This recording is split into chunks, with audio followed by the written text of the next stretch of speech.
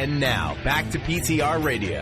I made a little list of some of the things that you discussed. Bestiality, abortion, AIDS, Irishmen who drink, nuns, premature ejaculation, breastfeeding, and farts. This is PTR Radio.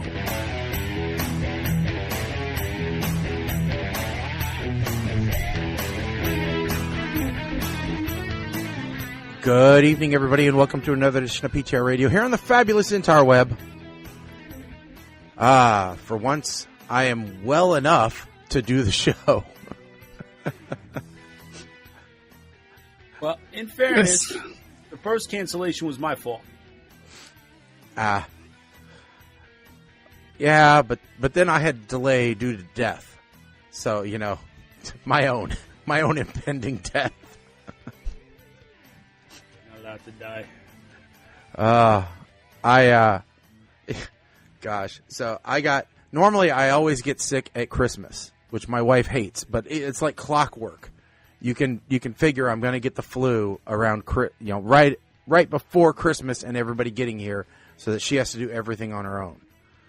This year, waited until like 2 days after Christmas. So she got really lucky. I was like in decent health. And had all the grandkids not come over with their snotty, runny noses and everything for Christmas, I might still be healthy. But those germ factories all came over. And so I am still, now going on like almost 3.5 weeks having a cold. And I have now been to the doctors 3 times as of today. Because of this. And, I went on the 2nd, January 2nd, then I went on January 9th, and then I went again today. And what they have finally decided is it probably started off as RSV, probably still is RSV, and now I have a really bad at least left ear infection, moving to the right ear. So pretty soon, even after a full course of antibiotics, and now they've decided to put me on a different antibiotic, I might be deaf here pretty soon. So,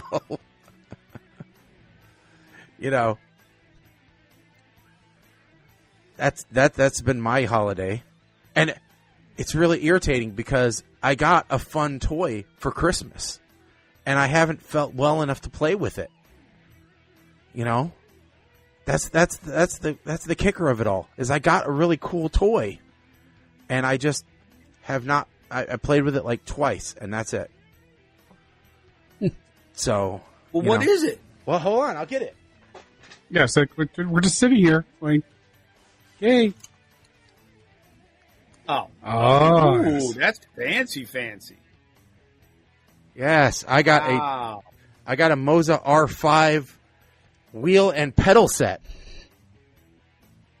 Wow. Yeah, see, I even got their pedals. And then, of course, because somebody gave me a gift card for Amazon, I went and got the tension springs for them. So I've already modded it slightly.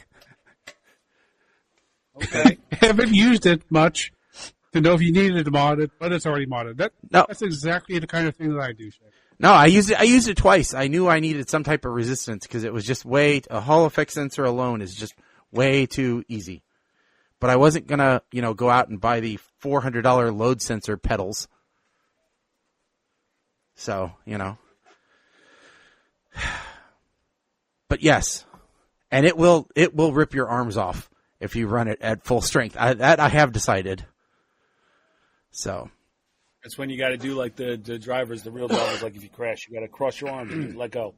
Yeah, let it go, man. So if we find out that Shaggy is now deaf and has no arm, yeah, then we know how he messed. Broken thumbs. But it is probably likely. It was fun the couple times that I've played it so far, and vastly different from a controller. It's really different. Oh. I am not nearly as good with it as I am with a controller. Not to say that I'm that great with a controller. You know. Yeah, there's a reason why all the cars still have steering wheel. But, of course, my reasoning is, well, it's because I don't have a handbrake or a shifter. So obviously I need those two things to be better. You know, it's only when you have the full, you know, set that you're a great racer. But does that wheel have the shifters mounted on the back? It's got the paddle shift, yes, but that's not what you do. How you do it. That's not in rally. I have no idea about rally, but if you're like doing, I'm not doing F1 nowadays. Yeah. No, I'm doing rally. So, you know. Mike, my little Steam thing popped up the other day and said, Mike the 8-Man is playing. I don't remember what game you were playing, but you were playing something. So lately, because of my, what shall we call it? My new way of life and the influence that my environment is having upon me, I have veered away from the racing games, no pun intended, and I have started playing Sniper Ghost Warrior Contracts, which allows me to go online and blow the heads off of bad guys. Oh, that's a first-person shooter. Quite a bit game. of detail. Yeah. Yeah. So, it was on sale. I had played Ghost Warrior 1, 2, 3, and finished them all. Contracts 1 and 2 came up on sale over the holidays. And, I couldn't resist, especially since for the first time in my 26-year career, I had off from the 18th, December 18th until the end of the year because I had to use up all my vacation time. And the 17th or the 16th was the day I was diagnosed with COVID. Yeah. And then the 23rd, I finally tested negative, and Kim tested positive after a week. So our holidays were spent together by ourselves. New Year's and Christmas. We unfortunately, she missed her work Christmas party, which is going to cost me a fortune because their Christmas dinner was at one of Wolfgang's, as in Wolfgang Puck's Steakhouse here in New Jersey. So that's where we're going for our birthday. Mm. But I'm paying. Yeah. So, yay. And we missed out on Christmas Eve with her cousins, which is the annual tradition. So we're actually going to have the redo for that on Sunday. So it's been an interesting holiday season here. Yeah. The year started off horribly, but Colin, please be the beacon of hope amongst the show. Yes, that we all need. Tell us how you've been healthy. No, I've lost all the keys to my car. What? So, yeah. How do you do that? You're one person. They give you at least 2 keys for a car. Well, because one key was put away when I bought the car back in 2017. And it was put into a metal container full of other keys. And nobody has any idea what has ever happened to that container of keys that it was put into to make sure that it was kept safe. So you lost we'll call it, I don't know, something like a safety deposit box? Sure. Would you call it, you know? Yeah. The safe key. Safe key deposit box, okay? Yes. So we don't know where that key is, and at some point last weekend, I lost the other key.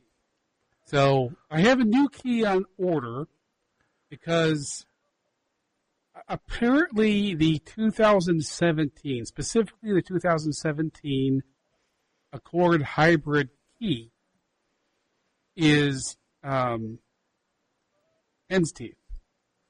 It's much more expensive than even 1 year after that, or 1 year before that. It's just like it's this 1 year where the key is hard to find. So I found a driver 2 key, which is the one that we lost anyway. The original one was lost. I found it on eBay, so I'm waiting for that to arrive. And then I'll get a mobile locksmith to come out and cut the key and then program the car. Well, see, if it's like my Honda, though, you had to at least have one key to program the second key. Oh, if they have the programmer that they should, the official on the programmer, they should be able to get in and completely redo the programming of the car. Okay. Oh, There's no way for me to do it. Hack to program it yourself. Yeah. Well, yeah. There's no way for me to hack. Yeah, because like for me, all I had to do was like go through a bunch of operations with the key, like on, off, Up, accessory, down, left, right, left, backwards. right, Turn the radio to a certain channel, and then take the original key out, and then put my other key in, and then accessory, and then off, and then all the way on, and then it would beep 3 times, and then boom, okay, your second key's good now. Which was it was a pain in the ass, but it was a lot cheaper than going to the factory or going to the dealership and having them do it. Yes. The part about apparently his head and rubbing his belly. Yeah. Yeah.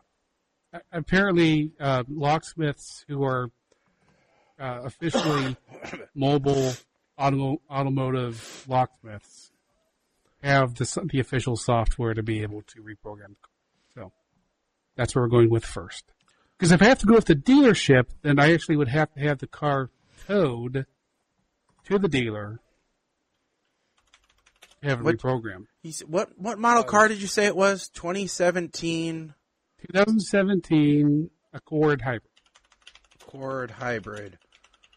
Okay, good. Do you think maybe you could just learn how to hotwire it?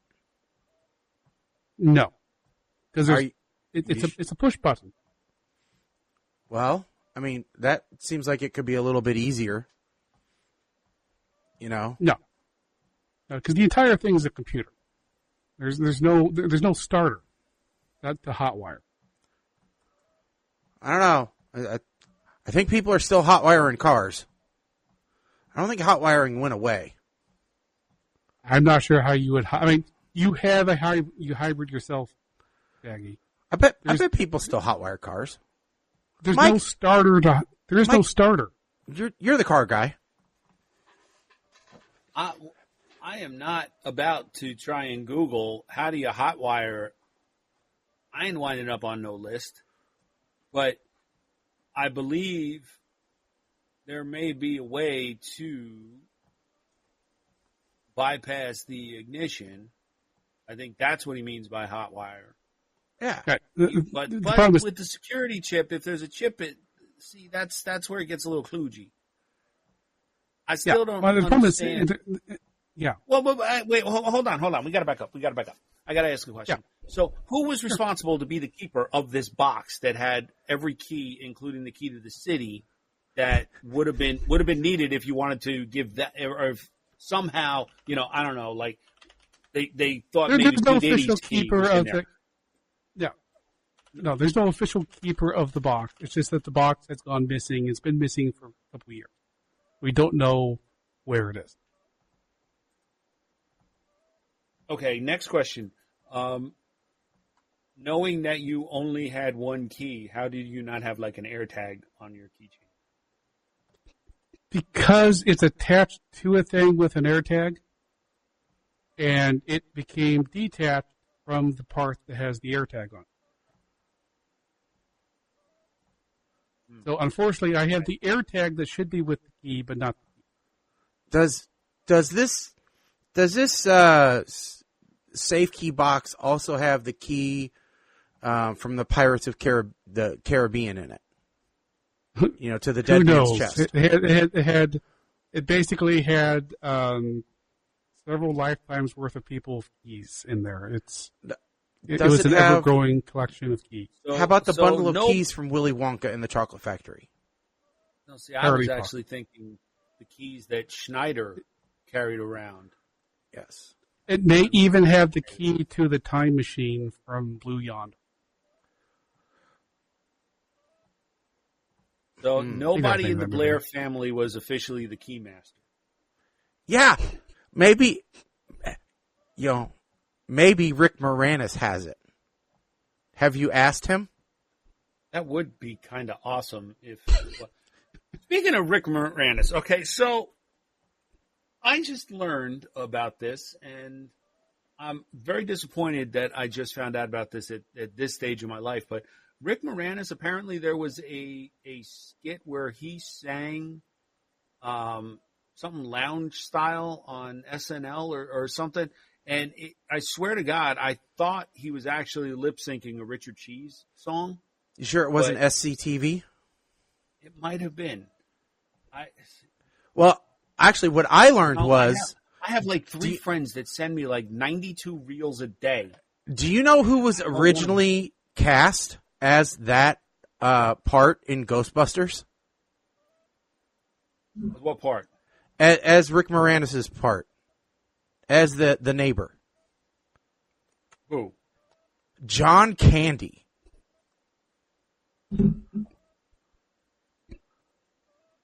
John Candy was originally approached as that part, but John Candy put a lot of requirements on what that character should be played as. John Candy wanted to play that as a German Umpapa type character who had Irish setter dogs in his apartment. Lord, okay. And Ivan Reitman tried to explain to him that that wouldn't work with the terror dogs, also being there. Because one of the things I watched while I was sick was the Cleaning Up the Town Ghostbusters documentary. It was SCTV. Okay, that makes sense. He's saying turning Japanese. Oh, okay. Well, that's not it could be a Richard Cheese style, but Well, yes, that's what I'm saying. Yeah. I think this was the inspiration for Richard Cheese. I just heard something else today too. Bruce Willis apparently turned down the role that was taken by George Clooney in the Oceans franchise. Oh, it doesn't surprise me at all. At all. He turned down several roles. That would not have been nearly as successful as a series. It doesn't even make any sense because George Clooney was playing the Frank Sinatra. Well, it's Clooney Pitt. Those two have chemistry together. Well, and that Can was you gonna be my imagine point. a Willis Pitt, no movie? They would have had to cast somebody else. Like I don't know, Schwarzenegger? I don't know.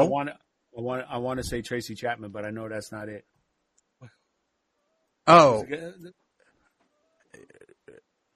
yeah, From Cop Out. Who? yeah. Why can't I remember?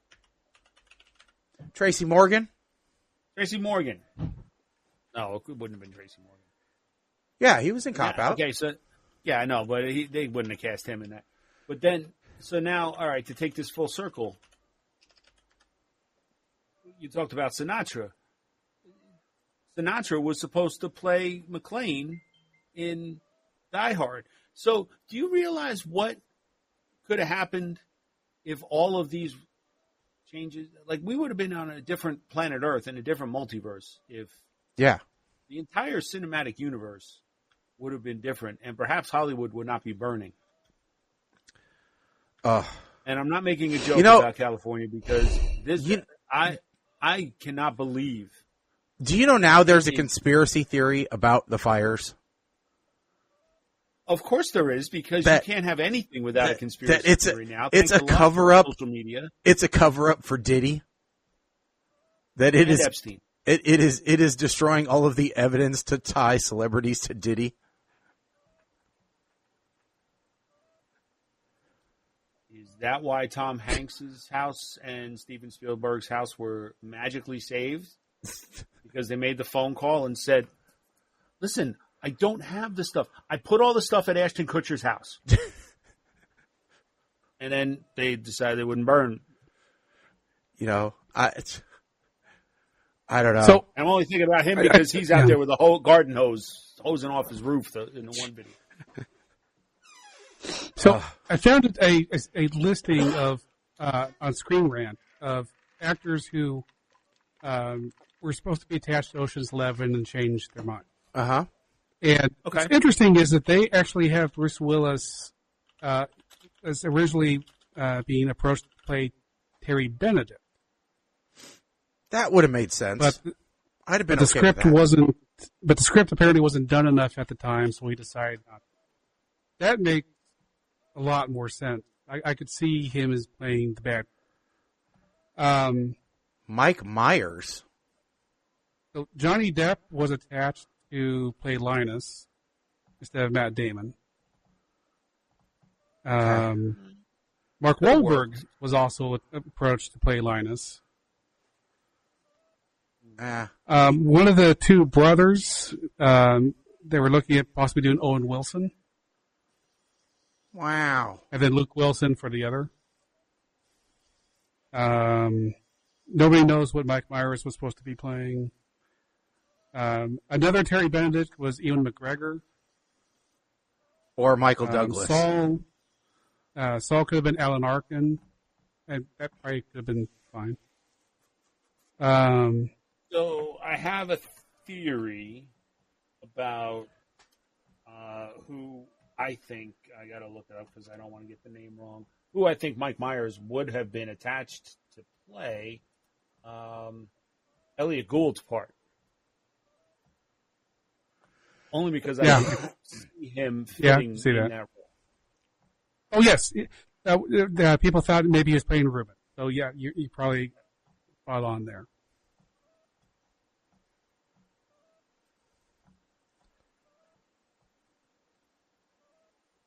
Although Mike Myers was sort of in the movie, because the wig worn by Rusty when he's impersonating a doctor was Myers' Austin Powers rehearsal wig.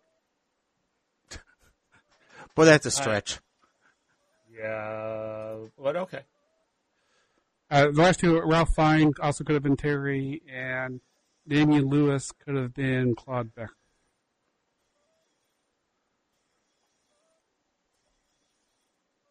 But I'm trying to remember who Claude Becker is.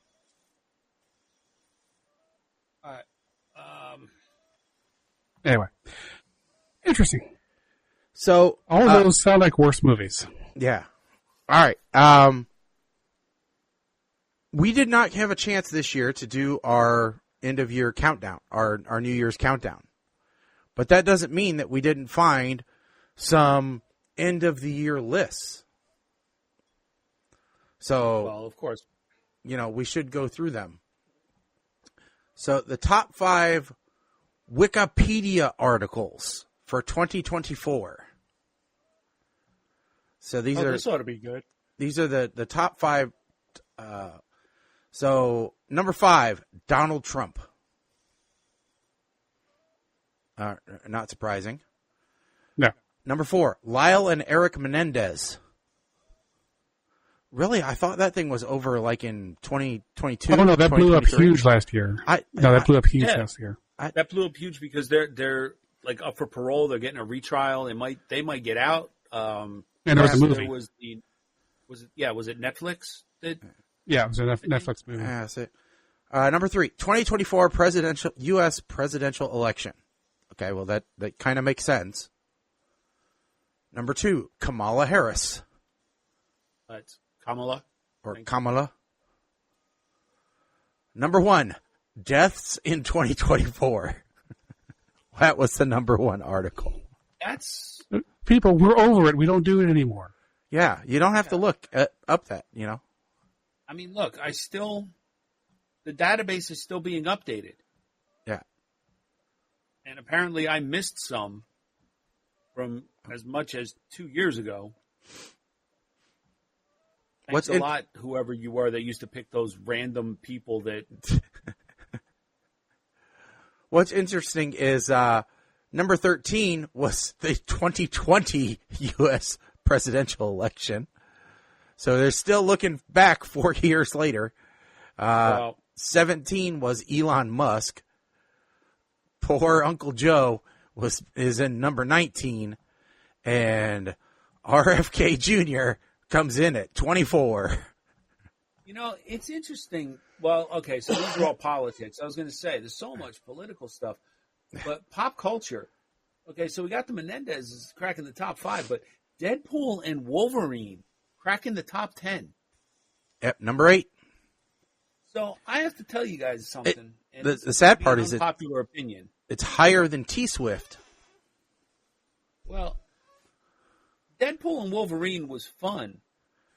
Yeah, it was stupid. I am of the same opinion. I was not impressed, to be completely honest.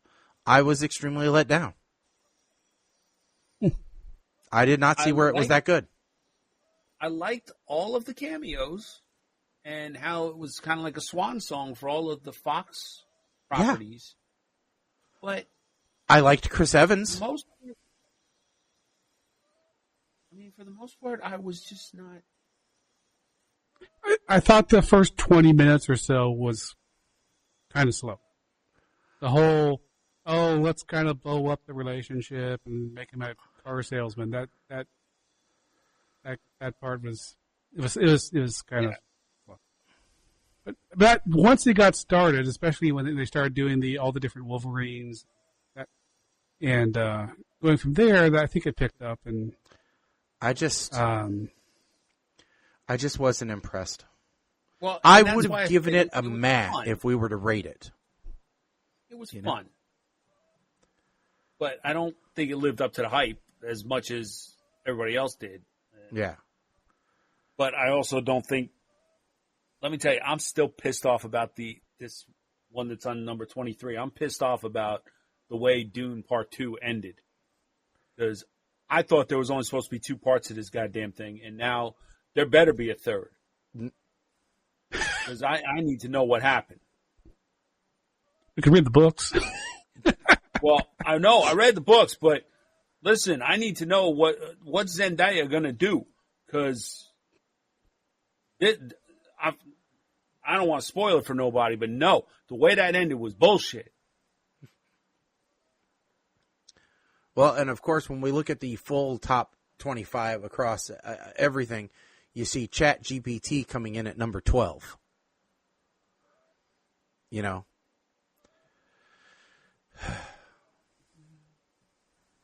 That kind of scares me that ChatGPT didn't get itself higher. Yeah. I mean, how good really is it? ChatGPT is my. I'm not going to lie, man. If she had discovered ChatGPT earlier, Kim may not have said yes when we got married. She is like best friends with ChatGPT now, which is great for me because if I don't want to talk about it, ChatGPT is right there. I'm a Gemini guy myself, so But yeah. Speaking of AI, did we talk about the AI priest on our last show? We did not. No, we did not. But, okay, so apparently there was an AI priest. Now, this ties back to an idea that I had many, many, many moons ago, like 20 years ago on the show that I used to be on, on the network that we all used to be on, about having an online confessional. Yeah. Right? So this takes it a step further and puts AI on the other side of that confessional wall. Yeah. But somehow AI actually got ordained. Shocking. Yeah. And then they decided that they needed to strip AI of its priesthood because of some inappropriate interactions with some, as it always seems to happen in the Catholic Church. Yeah.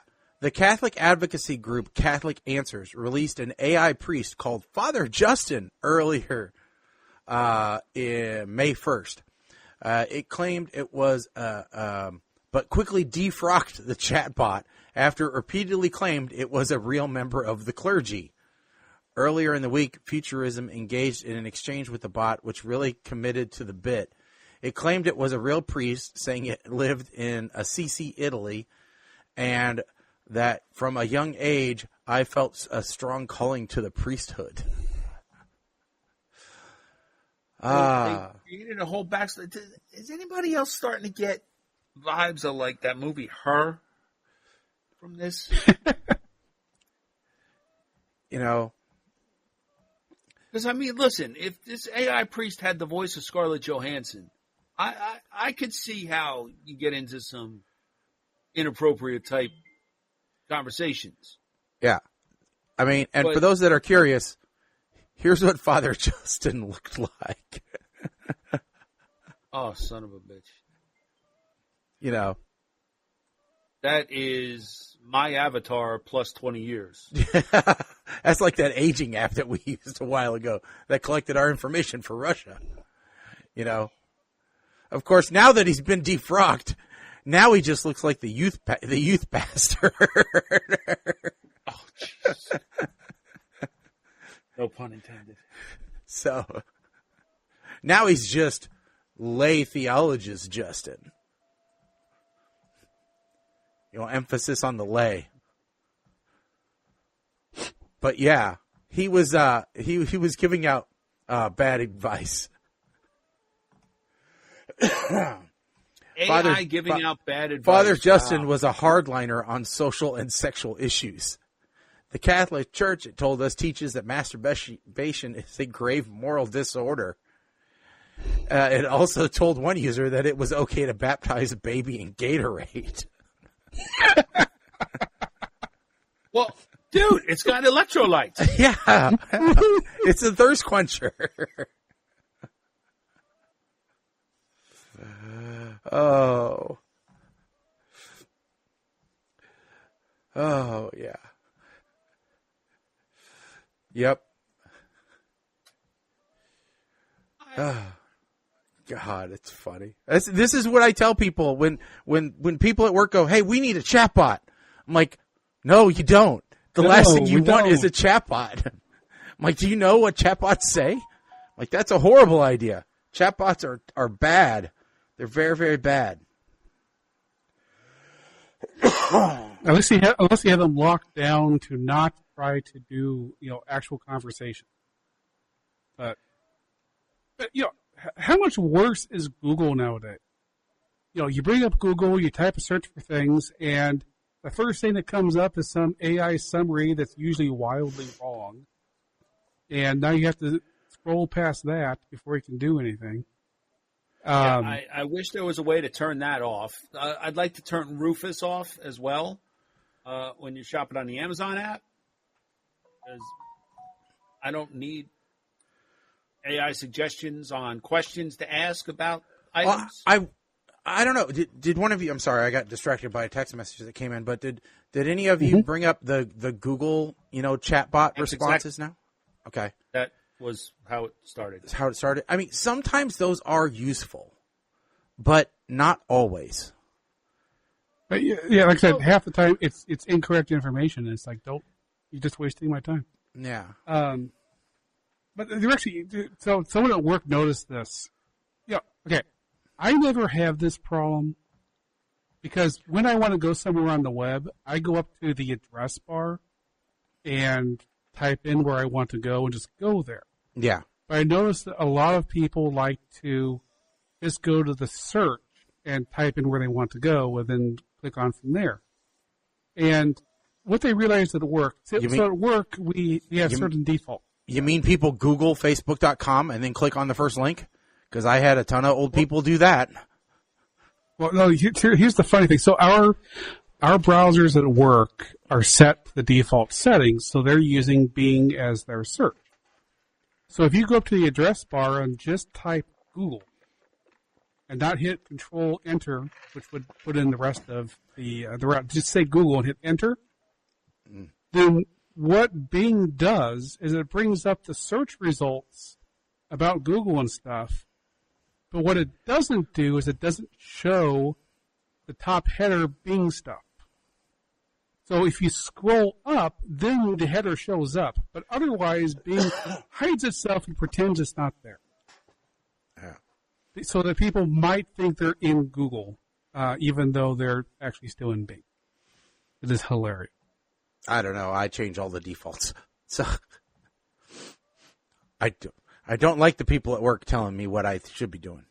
Yeah. So I leave it the defaults so that when people who are complaining about what's going on with their computers, that my computer is still as close as possible to the people who are complaining. nah. Okay. You guys are smarter IT people than I am, than I ever will be. So I need to ask you guys this question. Uh-huh. My job recently implemented a change that passwords, login passwords have to be, it went from a minimum of 8 characters to a 16-character minimum.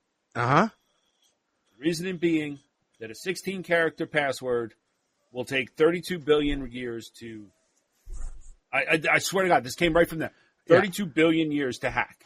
Now, are they making you change them often still? They are still making me change it every 90 days. See, that's or 60 days. That's the fallacy, right? So And this is not just a fallacy, that's breaking security rule. right, because NIST standards now says do not make. It's fine to have length requirements. Length requirement, good. But complexity requirement and requirements to change often, bad.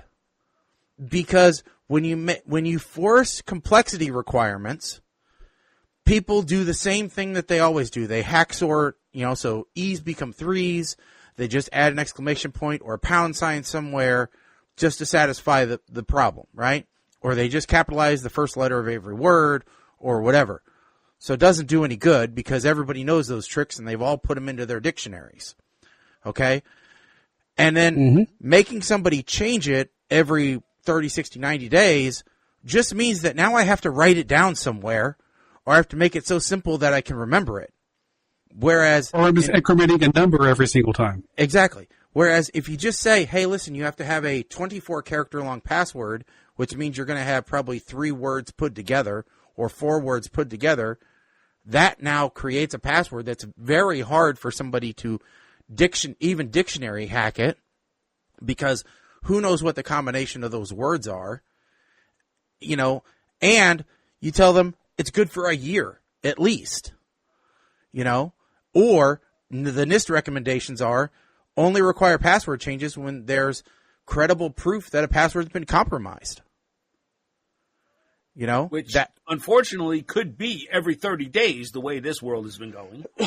Well, I mean, if you employ MFA in addition, which most companies now do, then, then even if they get your user ID and password, unless they also somehow have compromised your MFA, you're still secure. Yeah, and if you are like me, all of your passwords are as many digits as your site will allow me to put in, generated automatically by one password and saved there, then it never needs to get changed because no one is ever going to break that password. It's just random noise and it has too many digits. But so here's what I want to bring up. So there's a site, I forget what site it was. I think it was a financial site. It was terrible. I had the hardest time getting them to take my password. I kept putting the password in. They would accept the password, and I would try to log into the site. And the login would fail. And I went through that like 5 times in a row. I had to keep resetting the password. Try it again. I finally figured out what was going on. Those idiots put a minimum length, a maximum length on their password. It was like a 12-character maximum password. But the field where you put in the password didn't actually stop you from putting in more digits. all they did was they just cut it off at 12 digits and said that's your password. But the login box will take the entire thing you typed in, hash that, compare it, and say, oh, yeah, that's not your password. If they had cut that one off at 12 characters as well, then it would have been fine. But instead, it was me putting in the random password for one password. I didn't even know what the password was. It was just, 15 random characters, whatever it was. But because they didn't know how to do, and there is no reason for anybody to put a limit to how long my password can be, or put a limit to what characters I can put in my password. There's never been any reason to do that. I should not be restricted to only using whatever characters are on, above the number. I should be able to use any symbol I want. Anyway. I hate these companies that still are using these outdated password rules that have no basis in reality and just make life worse for everybody and less secure. I had no idea what kind of nerve I was going to touch by asking that question. Yeah. No, it's because I always generate my password, which means I have to deal with all of these sites that change the rules on me every single time I need to create a password. Oh no, that password's too long, or you can't use symbols, you can only use letters and numbers, or you have to have a certain number of symbols. Oh, but those are the wrong symbols. Anyway, when you actually do your job as a user correctly and give every single site its own password, is when you realize how terrible all these sites are at taking passwords. Yeah. That's like, it's I guess it's not exactly, but that's like, I use privacy. I don't know where that came from. I use privacy.com, which is a credit card site, because my debit card had been, stolen so many times that I got tired of just having to get a new debit card and setting everybody up and never knowing who was responsible for leaking my credit card information. Because when you use the same number across everybody, it's difficult to tell who leaked it out. Answer. It's Temu. It's always Temu. Well, it was Walmart last time. So, so now I use this product called privacy.com, and they give you credit card numbers for yourself. You can generate on-demand credit card numbers, and you can lock those credit card numbers to single use, lock to a single vendor, or, multi-use, multi-vendor. And they all go back to my debit card. So basically I have alias numbers, like you have alias email addresses, for everything. So I have a different credit card number for every single vendor that I deal with online. And if anybody... that would drive me up a fucking wall. I'm sorry. It's great, though, because I can just, spin up a credit card number any time that I want. And, I can even set monthly spending limits. So, like, I guess, okay. And I can see every single transaction for that one. and it's perfect. And if anybody starts to go, crazy or anything, then I know, and I can turn just that vendor off, turn just that credit card off, and not have to redo all my bills. I don't have to get a new debit card issued to me or anything else like that. Okay, I guess I can see the usefulness of it. And I get cash. And normally it's $10 a month for that, but you get cash back on every purchase in the form of credit. So I normally get like $30 cash back every month. So it pays for itself and then some.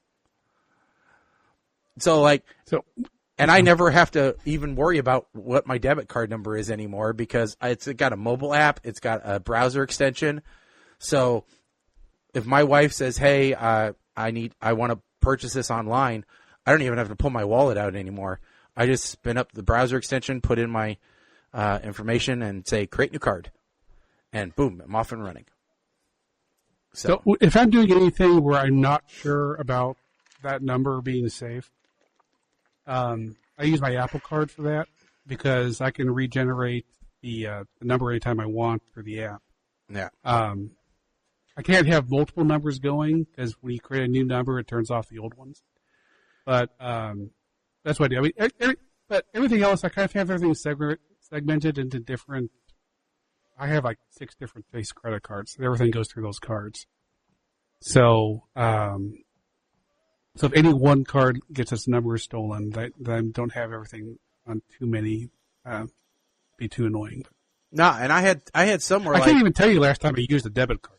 I had some of these like where you sign up for a service and you know that it's like, oh, sign up for a service, you get 90 days free, but you have to give them a credit card to start that 90-day free trial.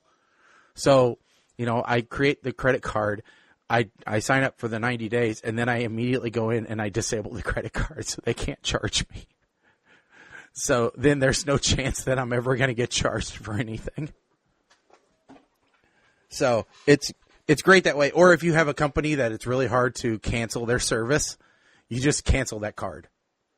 And then they can't charge you anymore. So that was how I dealt with SiriusXM. Hey, I'm not going to sit on the phone forever for you. I'm just going to click cancel my card. You can't charge me. Yeah, that works. So, all right. Well, we have 2 movies that we have to get to tonight. Well, 1 movie and 1 TV show, really. Oh yeah, one we're going to get through very quickly. And it is Who Killed Santa? A Murderville Murder Mystery. And normally we wouldn't have done this type of a show, but it was the Christmas season, so we had to, so we branched out. So this is a Netflix original. It's a series, but this was their special Christmas episode.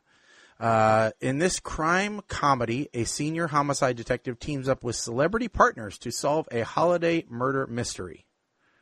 So who wants to take lead on this? Well, I technically have lead for both, but I don't actually have the.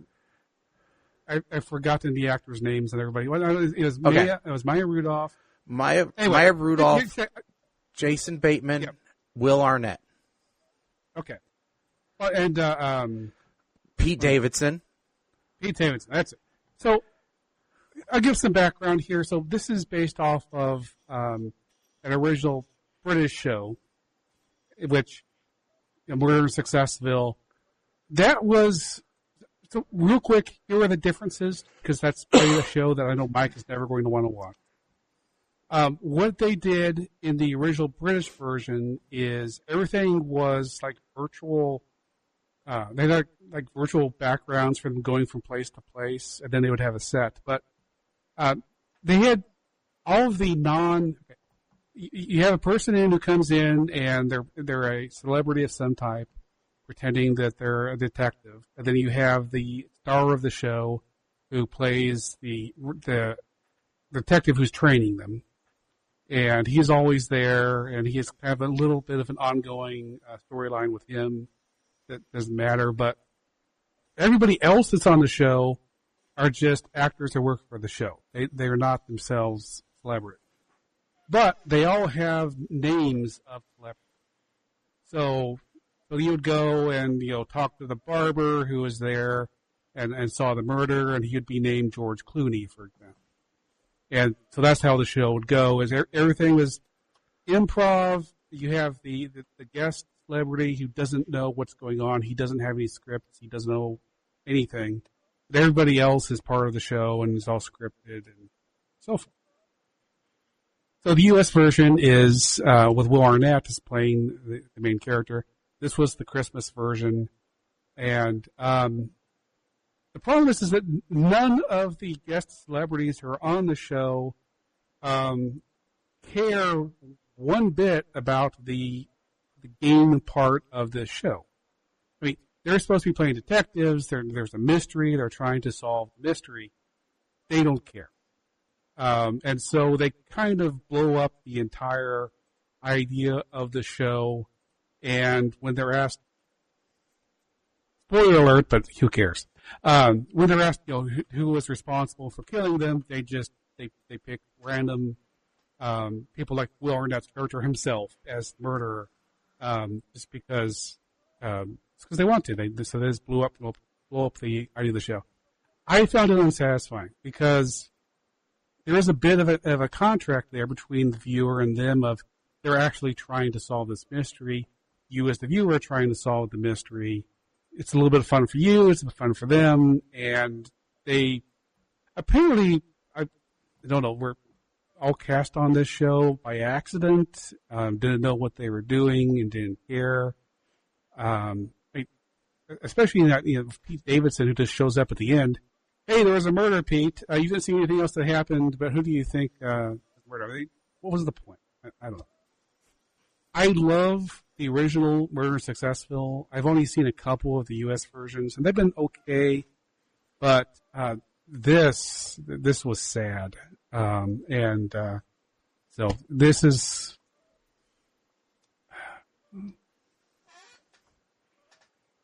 I guess Verp. This is not a Kill with Fire because it was only like 5 minutes long, so I wasn't too mad at it.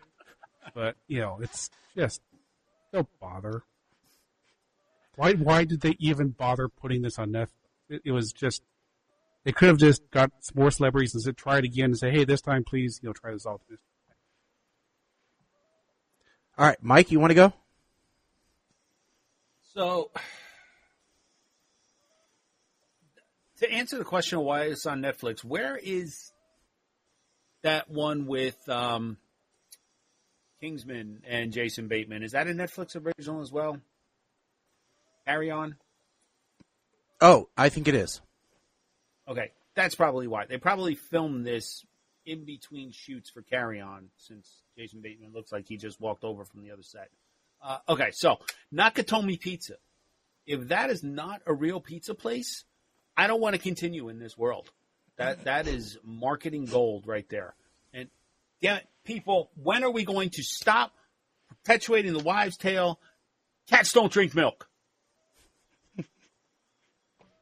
Have you not seen the 9 Lives of Christmas? How come Jim's name tag isn't smudged like all the others? See, I find myself trying to figure out who the murderer is.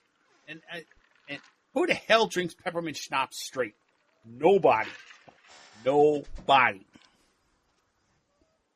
Why are there only Hanukkah decorations hanging all around the room at a Christmas party? And Rick Astley cop is my most favorite cop of all time, and not surprising, that was the cop that made his assistant talk. She's wearing bells and hated Johnny. They're going to make a puppet out of dead Sean Santa. That was a waste of talent there, and I usually don't even like Sean Hayes that much. And, of course, they're doing Die Hard. Will Arnett is not an acceptable John McClane. In any world, any universe, in the multiverse, it's not happening. And I was right about – oh, wait, no, maybe not. Maybe I wasn't right. I don't know. All right. I gave it a smirk. It was semi-entertaining. As Colin said, I've never watched the original. I do feel like Pete Davidson being on there was a waste. It was a throwaway. I don't know why he was even there. I feel like they didn't have a vested – like there was no incentive for them to actually try and guess who the murderer was. Like there wasn't like a prize for charity or some kind of crap like that if they got it right. Bordered on stupid. But it does give me a desire to do a hold on. That's an actual Dodge Rampage that they have at the end. Okay. All right. I'll give it a smile just because of the Dodge Rampage. All right. So for me, I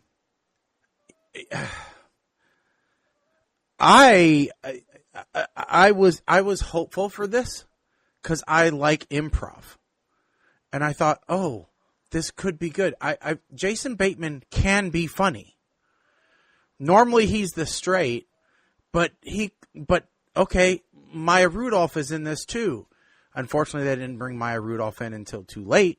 But if you had Jason Bateman as the straight and Maya Rudolph as the funny, it could work. Oh, crap. They can't improv worth a damn. Oh, this is horrible. This is not they're trying to do Whose Line, and they can't. Because the interrogation scene was just, it was Whose Line on bad mushrooms, not good, the bad mushrooms. And, then they bring, and then the Die Hard thing, which Mythbusters has already told us you can't do. So I don't know why we're trying. That's the only thing I thought about the whole time he was in the duct was Mythbusters already told us you can't do that. So I don't know why. And then Pete Davidson. Obviously, they wanted some type of teen appeal. So that's why they bring Pete Davidson in. Because, he dated a Kardashian. So, they wanted that audience somehow. And so they said, hey, come in for 5 minutes. And then we have a bomb at the end that Pete is supposed to disarm. And he pulls out a wire before they're ready for him to do anything. And then they have to reset. Okay, whatever. And then the joke at the very end, that was kind of funny. But that was the funniest thing in the whole 52 minutes of the show. Which wasn't great. I'm going to give this a verp. Because I had much higher hopes. And I really wish Whose Line would do a Christmas show. Because that would be good. This is not good. So, yeah, this was bad. All right, moving on to another movie with hopefully better results. Now we move into Red 1. All right, Colin. So I'm reading my review that I wrote a week ago. So, let's go. Okay, Red 1 review. J.K. Simmons is Nick, a.k.a. Saint Nick, a.k.a. Santa Claus, a.k.a. for some reason, Red. He's a spry, buff old guy who chugs millions of calories delivering presents to children all over the world. He also has presidential-style security with a governmental code name of Red 1, like Air Force One, but magical. Dwayne "The Rock" Johnson is Callum Drift, Nick's commander of security. Apparently not human, although that's never really explained. But he has this special ability to turn toys into real-life equivalents, and then back to toys. And, well, it's never really covered, but I was interested, can he turn real-life things into toys? But apparently the movie's not interested in discussing any actual details about Callum Drift, and Callum Drift doesn't seem to be interested in talking about any details about himself either, so, yeah, whatever. Chris Evans plays Jack O'Malley, also a.k.a. The Wolf, a free agent who is able to find anything. He's one of those people that bad guys or good guys or anybody hires to go and he's at the contractor of mayhem. But how does he do this? How can he find anything? Again, the movie doesn't seem to care. It tells us that he can, but Lucy Liu plays Zoe, who runs a global organization that protects the mystical world. That's about all we know about her. Then we have this guy who I'm going to try to pronounce his name, Kiernan Shipka, who plays, no, that's the woman, sorry. As I said, I wrote this a week ago. So we have a woman named Kiernan Shipka. She's playing Lord Voldemort. The Christmas Witch, Grilla. She's a shapeshifter who, if anybody uses her name, she knows where they are and can attack them with her ice-related power. So yeah, she's the bad person. We don't know why she's the bad person. She just is the bad person. All right, now we have the guy whose name I didn't even write down. I'm not going to try to pronounce, but he's playing Dick's brother, Krampus. Yes, so in this version, Krampus is actually the brother of Santa Claus. He's only in this movie by mistake because they think maybe he has something to do with it. So they go and involve him, but he didn't actually have anything to do with it. But he does provide some of the most interesting environments of the movie, and in many ways, more Krampus would have been more better. So, Gorilla, the Christmas witch, abducts Red, aka Santa Claus, using information that was obtained by Jack O'Malley, using seismic sensors to see when Santa Claus warped around the planet. Let's see. And then, so Callum is now trying to find and save Santa Claus. I'm sorry, I'm going to, yeah. So he goes up to Zoe. They figure out that the wolf, Jack was the one who found him. So they go and they get Jack, and then so Jack happened to have put a tracker on the data package that he had sent to Indian Gorilla, and so so Callum and Jack then go to Aruba, which is where that tracker takes them, and they find some of Gorilla's people, and that's how they find out it's actually Gorilla. They didn't know it was Gorilla at that point. I should say, Gorilla is a shapeshifter, okay? And the people who work for her, who are like her kids, they're also shapeshifters. Apparently, this is important information for us to know. So that's the thing. So you have Callum, a guy who can turn toys into actual real cars and stuff. We have Jack, the wolf, who can find anything and is apparently a terrible father, and is trying to get over that with his kid. And then they have to save Santa Claus, Nick, from the Christmas witch, who wants to attack everybody who's on the naughty list. So here's the thing. Those are all the elements, all the things they come up with. Here's all these ideas of all these things. And they don't seem to have any interest in actually using any of these things they came up with. Okay? So, Chris Evans' character, Jack O'Malley, he does nothing in this movie other than be in the movie the entire time. Once he gave the tracker to the Rock to be able to get to Aruba, there's no thing that he has or ability that he has that has any relation to the plot.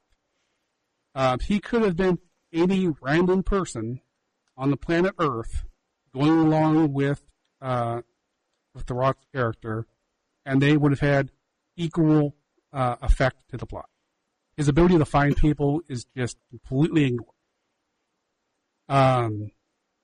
The fact that the bad people were all shapeshifters, utterly meaningless. So the extent of where this comes in is they go up to a guy who is probably a shapeshifter, and the Rock punches him, and he becomes unconscious.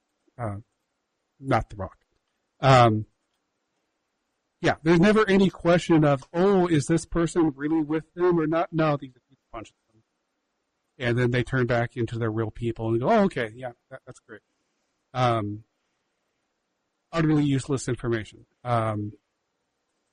Honestly, it's just, like I said, they came up with all these ideas and then somehow decided not to actually use them. Even the ability to turn things into toys into real things is utterly useless. It never really comes up. In the end, they wake up Santa Claus, and Santa Claus and his brother Krampus save the day and beat the bad person. No spoiler here that they win. I mean, this isn't dark comedy here. So that's the thing. Yeah, that's the movie. I found it's fine. It's not going on my list of movies that I need to watch every single year. It's not on the rotation. I wouldn't mind watching it again, so I'm going to, I guess, give it a smirk. But it's just, I do not like these movies that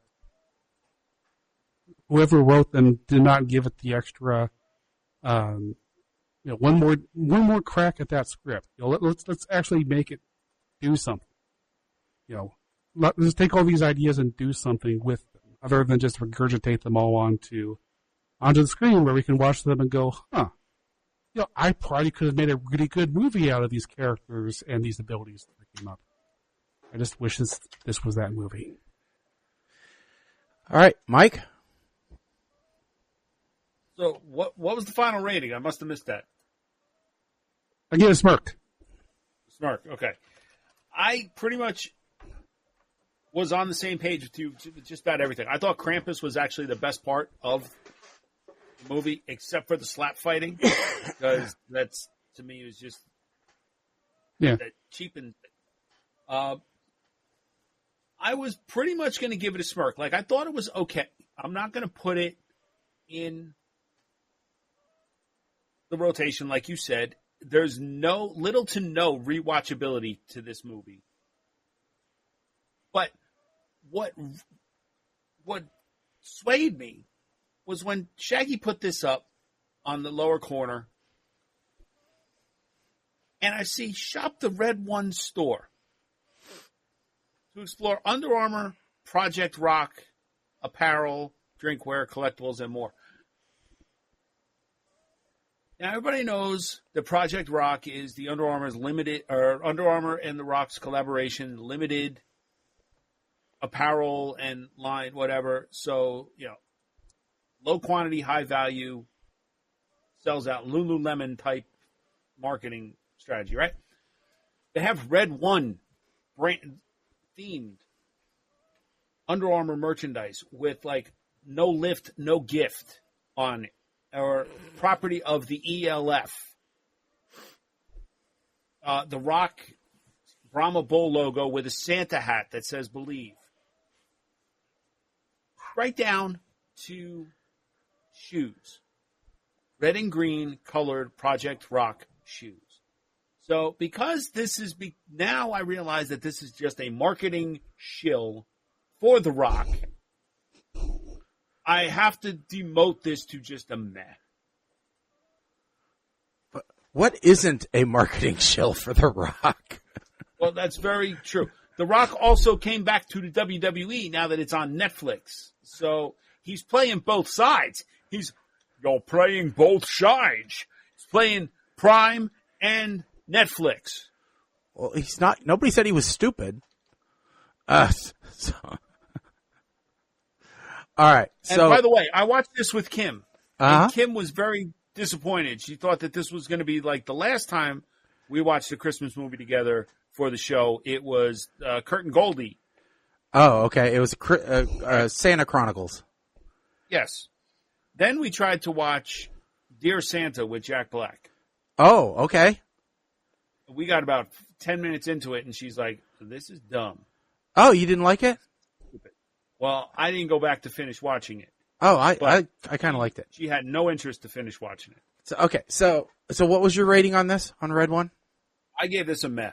Okay, so I watched Red One actually before we decided we were going to watch it for the show. My wife and I both watched it, and that was at a time when everybody was coming out that they hated it. And I'm like, you know what? It's not bad. It's not terrible. As far as Christmas movies go, compared to some of these sappy, lovey-dovey, Hallmarky type Christmas shows that I am so used to watching, this is not bad. It's no Christmas Chronicle. It's not, Kurt Russell and Christmas Chronicles. It's more actiony than that. I agree. Krampus was probably one of the better characters, but I like Chris Evans in these non-Captain America roles as well. So, I enjoy him in this. I liked Lucy Liu's part in this. So I was probably watching it for more not The Rock than The Rock. So, maybe that taints me a little bit as far as this. Some of the stuff with The Rock was extremely hokey. I will definitely give you that.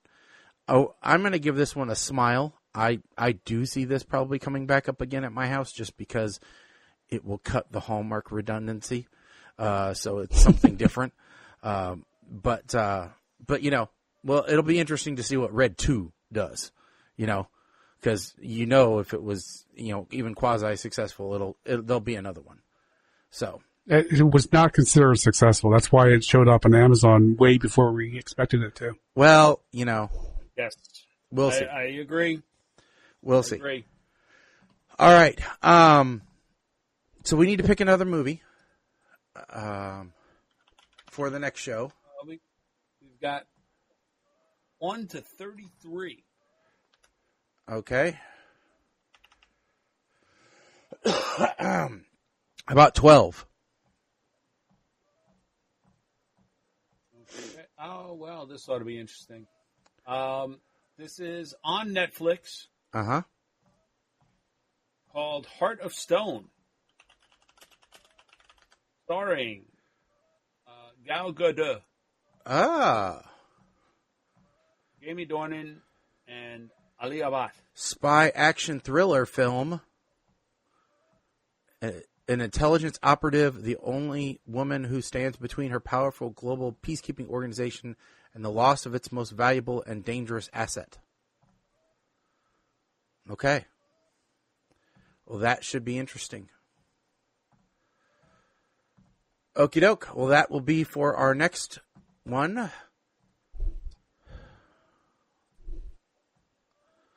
Okay. And we're resetting the rotation. Shaggy, you are on point for this one. Okay. Good deal. Oops, wrong one. Wrong one. This one. Okay, folks, that'll do it for this evening. We will be back in 2 weeks. That'll put us back on the 27th. So, that should be plenty good, I think. And that'll be right before big trivia night for me. Central Illinois' biggest trivia for the Crime Stoppers. So, if you're interested, you can come out and join that, and I'll give you more information on the 27th. So, I think that's all that I've got. You guys got anything? Nope. I ain't got nothing. Okay. Until then, we're just all going to try and stay healthy and get healthy. And maybe... Yeah, get healthy, Shaggy. And maybe find car keys. Or shall we call you Scruffy? Yes. Well, we'll see how this comes along. I'm going to give it till maybe the end of the month. See how it comes along. And then if I like it, I like it. If I don't, I don't. But so we'll see how it goes. All right, folks. Okay. But otherwise, I'm Shaggy. I'm Colin. I am Mike the Ape Man. Stick a fork in us, folks. We are done. Later.